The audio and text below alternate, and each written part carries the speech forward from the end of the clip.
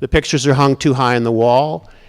If somebody's coming, you're an older person, you're standing here, somebody's coming towards you from the other direction, the light is cast on you, but not on them, so it's like a silhouette coming towards you, or a ghost. So they know who you are before you know who they are, so you're immediately in a one-down situation vis-a-vis your power in that relationship.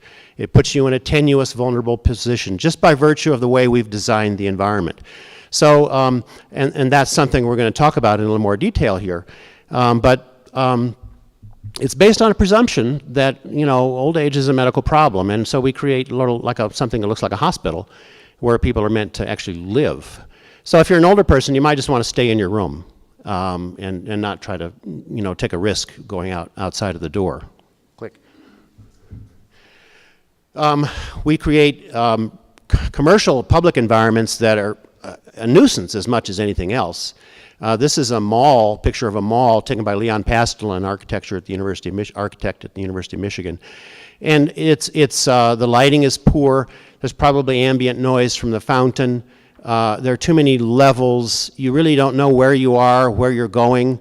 There's too much information coming at you. And it's just an unpleasant kind of environment to be in.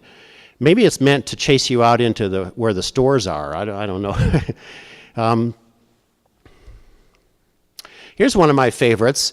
When we talk about the environment and aging, it's also important to talk about something simple like reading material. Material that people are expected to read.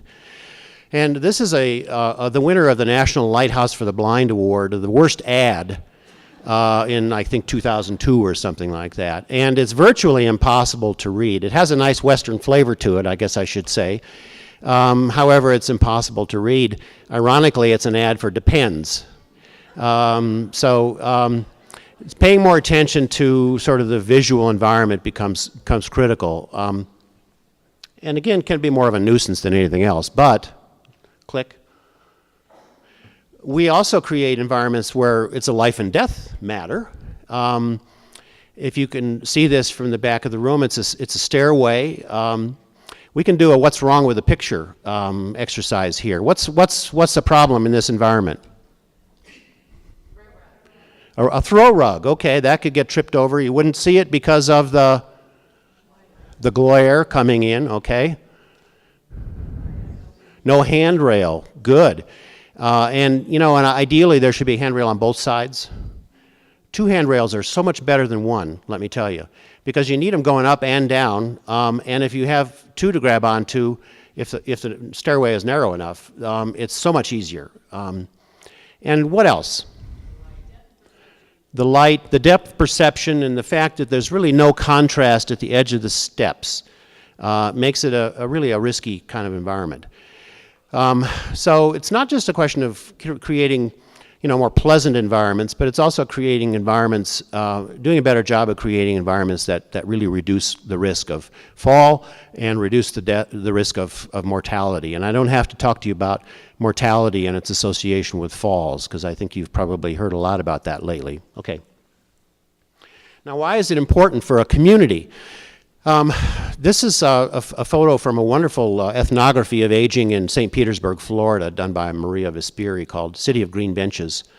And you really can't see them, but these people are sitting on benches that sort of lined along Central Avenue in St. Petersburg, which, was a retirement mecca for a long, long time. And you can see why it was attractive to people. They would come down, and it was very much of a sociable place, very hoppin'. And the stores stayed open until 9 o'clock, people having a wonderful time enjoying each other's company. The JCs, unfortunately, decided that they wanted to change the image of their community and kind of get away from this notion that they're the prune capital of the country and create a youthful, vibrant community. So they had this idea that they would remove these benches and warehouse them. And not too long afterwards, this is what the street looked like. This is what they created. Now, it's true that a number of those people in the original picture would have died off. However, it's still a street mostly occupied by older persons, very uninviting, totally unsociable. And I doubt very much whether the stores stayed open until 9 o'clock at that point. So they sort of they ruined the street because of their notion of trying to create a youthful image for their community. Had a student go back a few years later. Can't believe it's been 10 years, but this is Central Avenue in 1999. It was nice to see the benches had come back, but these are not what I would call elder-friendly benches. Why would I say that? Why? Okay, they're low, there's no railing on the side, and you know how nice it is to have something to push off when you get up. And what else? Well, yeah, dangerous, and some people say you'll get splinters. So if two people are sitting side to side, you know, and particularly if you have some hearing impairment, and 1 out of 3 people over the age of 65 have moderate to severe hearing impairment, you kind of got to strain your neck to talk with your neighbor, right? And make sure you sit on the right side. You know, if you happen to sit on the wrong side of a person, you know you can't carry on a conversation. And as the hearing diminishes, we all unconsciously begin to rely more on facial cues and lip reading for communication. So putting people face to face makes a good deal of sense. So I've been on this quest for an elder-friendly bench, and I'm sad to say this is my own town, Bloomington, Indiana, where the mayor, who was in his 30s, wanted to gentrify Kirkwood Avenue and make it kind of a youthful, yuppie place, and these are the benches on Kirkwood Avenue.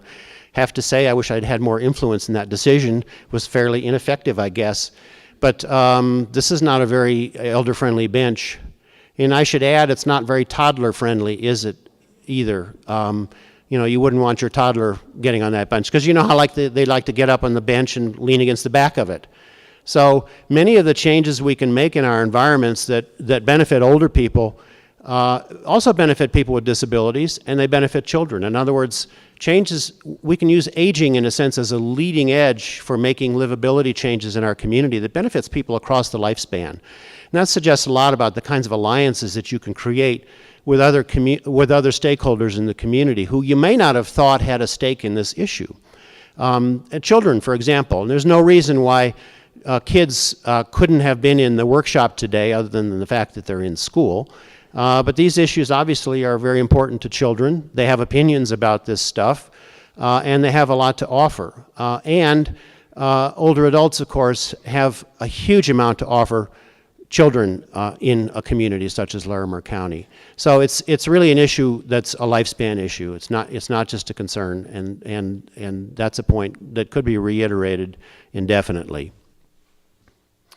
This is a bench down the street on the square, and a nice bench, comfortable with arms on the side. What's the problem with this one?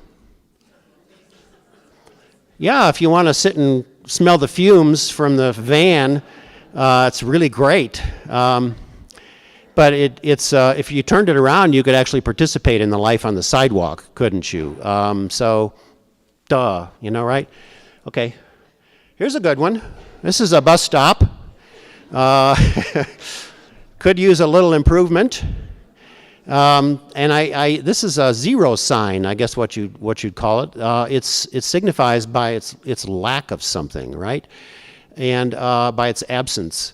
And I think about this all the time when I go into big box stores, and I'm waiting for somebody, and there's absolutely no place to sit at the end of these long aisles, or at the front door when you're waiting for a ride or something like that. Benches are very rare.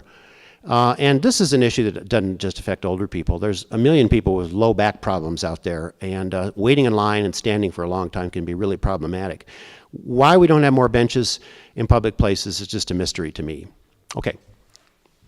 This is not bad because two benches face each other, and what I like about it is that these are right next to a tot lot. So that a senior who sits there can watch the kids playing in the playground, which is a wonderful thing.